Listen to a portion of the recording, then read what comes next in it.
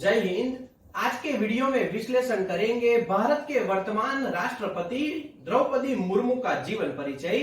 साल 2015 से 21 के बीच झारखंड की गवर्नर रही द्रौपदी मुर्मू का जन्म 20 जून 1958 को उड़ीसा में हुआ था।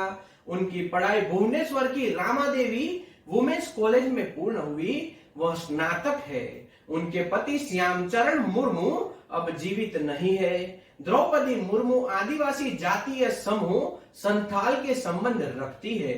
उन्होंने अपने गृह जनपद के शुरुआती शिक्षा पूरी करने के बाद भुवनेश्वर के रामादेवी महिला महाविद्यालय से स्नातक की डिग्री हासिल की। पढ़ाई पूरी होने के बाद एक शिक्षक के तौर पर अपने कैरियर की शुरुआत की और कुछ समय तक इस क्षेत्र में काम करती रही, यानी शिक्षक के तौर पर इन्होंने अच्छे से कार्य किया। उनके पिता का नाम बिरांची नारायण टुंडू था, जो कि एक किसान थे। उनके दो भाई थे, भगत टुंडू और सरेनी टुंडू। द्रौपदी मुर्मू की शादी श्यामचरण मुर्मू से हुई थी। उनके दो बेटे और दो बेटियां थी। उनमें से साल 1984 में एक बेटी की मौत हो गई।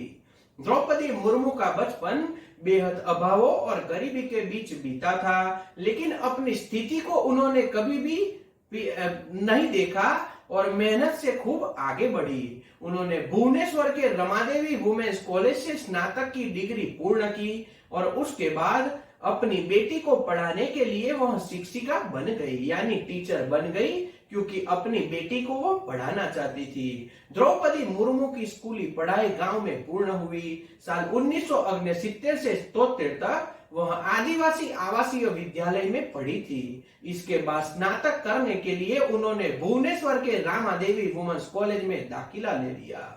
द्रौपदी मुर्मू अपने गांव की पहली लड़की थी जो स्नातक की पढ़ाई करने के बाद भुवनेश्वर तक पहुंची थी। कॉलेज में पढ़ाई के दौरान उनकी मुलाकात श्यामचरण मुर्मू से हो गई। दोनों की मुलाकात आगे बढ़ी, दोस्ती हुई और दोस्ती प्यार में बदल गई। इस तरह से वह श्याम बाबू से मिली थी। श्यामचरण भी उस वक्त भुवनेश्वर की एक कॉलेज में पढ़ाई कर रहे थे। द्रौपदी मुर्मू और श्यामचरण दोनों एक दूसरे को पसंद करने लगे। दोनों एक साथ आगे का जीवन व्यतीत करना चाहते थे। परिवार की रजामंदी के लिए श्यामचरण विवाह का प्रस्ताव लेकर द्रौपदी मुर्मू के घर पहुंच गए। श्यामचरण के कुछ रिश्तेदार द्रौपदी मुर्मू के गांव के रहने वाले थे। ऐसे में अपनी बात रखने के लिए श्यामचरण अपने चाचा और रिश्तेदारों को लेकर अपने साथ गए थे और उनके घर पर बात करना उन्होंने चाहा था। तमाम कोशिशों के बावजूद द्रौपदी मुर्मू के पिता चिरंजी नारायण टुंडू ने इस रिश्ते को लेकर इनकार कर दिया। श्यामचरण भी पीछे हटने वाले नहीं थे। उन्होंने तय कर लिया कि अगर वो यह शादी करेंगे तो द्रौपदी मुर्मू से ही करेंगे। सामने द्रौपदी मुर्मू ने भी घर पर साफ कह दिया कि वह श्यामचरण से ही शादी करेंगी। श्यामचरण ने 3 दिन तक द्रौपदी मुर्मू के गांव में ही डेरा डाल लिया और थक हार कर द्रौपदी मुर्मू के पिता ने इस रिश्ते को मंजूर कर लिया। तो इस तरह से इन दोनों ने शादी का प्रस्ताव परिवार के द्वारा स्वीकारा गया। विवाह के लिए द्रौपदी मुर्मू के पिता मान चुके थे।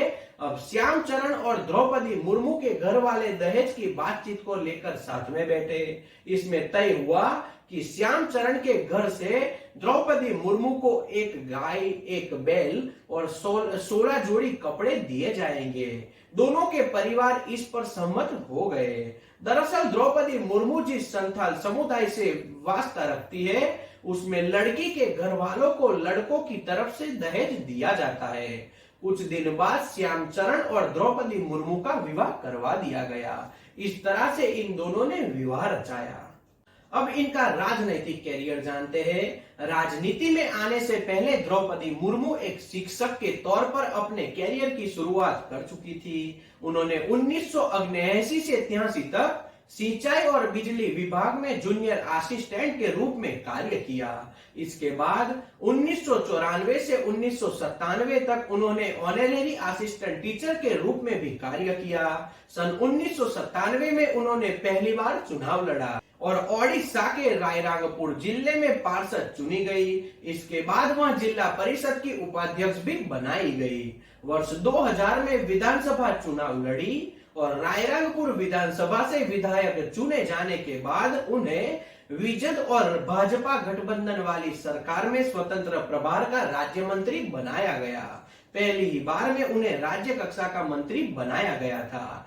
साल 2002 में द्रौपदी मुर्मू को ओडिशा सरकार में मत्स्य एवं पशुपालक विभाग का राज्य मंत्री बनाया गया। 2006 में उन्हें भाजपा अनुसूचित जनजाति मोर्चा का प्रदेश अध्यक्ष बनाया गया। साल 2009 में वह रायरंगपुर विधानसभा से दूसरी बार भाजपा के टिकट पर चुनाव जीती। इसके बाद 2009 में वह लोकसभा चुनाव भी लड़ी थी, लेकिन जीत नहीं पाई। फिर आगे 2015 में द्रौपदी मुर्मू को झारखंड का राज्यपाल बनाया गया। 2021 तक उन्होंने राज्यपाल के तौर पर अपनी सेवाएं प्रदान की। राष्ट्रपति का चुनाव जीतने के साथ ही वह देश की पहली आदिवासी राष्ट्रपति बन गई। इसके अलावा देश की दूसरी महिला राष्ट्रपति बनने का खिताब भी इन्होंने हासिल किया। एक दौर ऐसा भी था जब द्रौपदी मुर्मू के सामने दुखों का पहाड़ टूट पड़ा था और वो पूरी तरह से टूट गई थी। साल 2009 में द्रौपदी मुर्मू के सामने सबसे बड़ा झटका लगा जब उनके बड़े बेटे की एक मार्ग दुर्घटना में मृत्यु हो गई।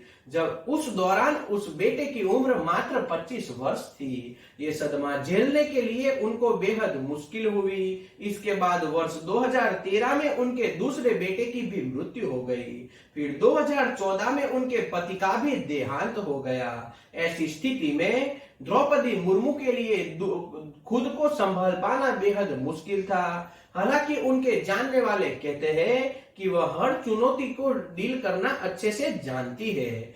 ऐसे ही उन्होंने अपने कठिन समय को भी पार कर लिया। वह मेडिटेशन करने लगी। साल 2009 से ही उन्होंने मेडिटेशन के अलग अलग तरीके अपना लिए थे। वे लगातार माउंट आबू स्थित ब्रह्मा कुमारी संस्थान जाती रहती थी ताकि वह अपने माइंड को फ्रेश कर सके। द्रौपदी मुर्मू 18 मई 2015 से 12 जुलाई 2021 तक झारखंड की राज्यपाल बनाई गई।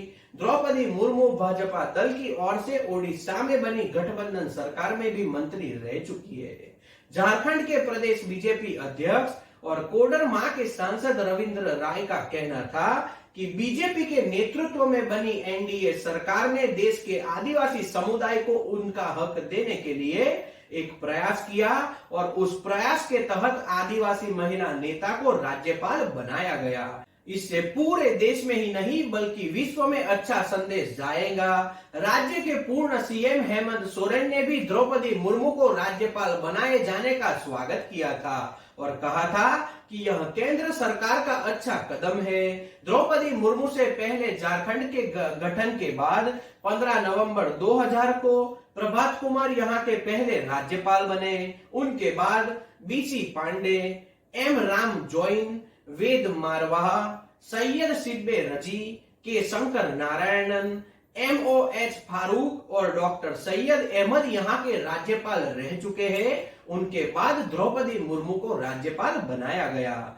21 जुलाई 2022 को सुबह 11 बजे शुरू हुई गिनती में नेशनल डेमोक्रेटिक अलायंस यानी एनडीए की प्रत्याशी द्रौपदी मुर्मू ने यूनाइटेड प्रोग्रेसिव अलायंस यानी यूपीए के उम्मीदवार यशवंत सिन्हा को तीसरे चरण की गिनती में ही हरा दिया। उनको जीत के लिए जरूरी 5,43,261 वोट तीसरे चरण में ही मिल चुके थे, यानी वह जीत चुकी थी। तीसरे चरण में उन्हें 5,77,777 वोट मिले। यशवंत सिन्हा यह चरण में 2,61,062 वोट ही जुटा पाए थे। इसमें राज्यसभा और लोकसभा के सांसद समेत 20 राज्यों के वोट शामिल थे। राष्ट्रपति चुनाव के वोटों की गिनती देर रात 4 चरणों में पूरी हुई। कुल 4,754 वोट पड़े थे। गिनती के वक्त 4,701 वोट वैध और 53 असामान्य पाए गए। इसमें द्रौपदी मुर्मू को कुल 2,824 वोट प्राप्त हुए। केरल से उनको सबसे कम सिर्फ 1 और उत्तर प्रदेश में सबसे ज्यादा 287 वोट प्राप्त हुए थे। दूसरी तरफ यशवंत सिन्हा ने भी हार स्वीकार ली और उन्होंने कहा, द्रौपदी मुर्मू को उनकी जीत पर बधाई देता हूं। देश को उम्मीद है कि गणराज्य के 15वें राष्ट्रपति के रूप में वे बिना किसी भय या पक्षपात के संविधान के संरक्षक के रूप में अच्छे से कार्य करेंगे। भारतीय जनता पार्टी ने 21 जून 2022 को द्रौपदी मुर्मू को राष्ट्रपति पद का उम्मीदवार बनाया था। तब एनडीए के खाते में 5,63,825 यानी कि 52% वोट हासिल थे। 24 विपक्षी दलों के साथ होने पर यशवंत सिन्हा के साथ 4,80,748 यानी 44% वोट माने जा रहे थे। बीते 27 दिन में कई एनडीए दलों ने समर्थन में आने से द्रौपदी मुर्मू का निर्णायक बढ़त मिली थी और सभी 10,86,481 वोट पड़ने की स्थिति में जीत के लिए 5,40,065 वोट चाहिए थे और द्रौपदी मुर्मू को तीसरे चरण में ही जरूरी वोट मिल चुके थे और इसी तरह से भारत के 15वें राष्ट्रपति के रूप में द्रौपदी मुर्मू ने अपनी जीत दर्ज करवाई और शपथ ग्रहण कर राष्ट्रपति पद पर वह विराजमान हुई और इस वक्त भी उनका कार्यकाल चल रहा है। और तो आज के वीडियो में हमने भारत के 15वें राष्ट्रपति द्रौपदी मुर्मू का जीवन परिचय जाना। तो आज के वीडियो में इतना ही। जय हिंद।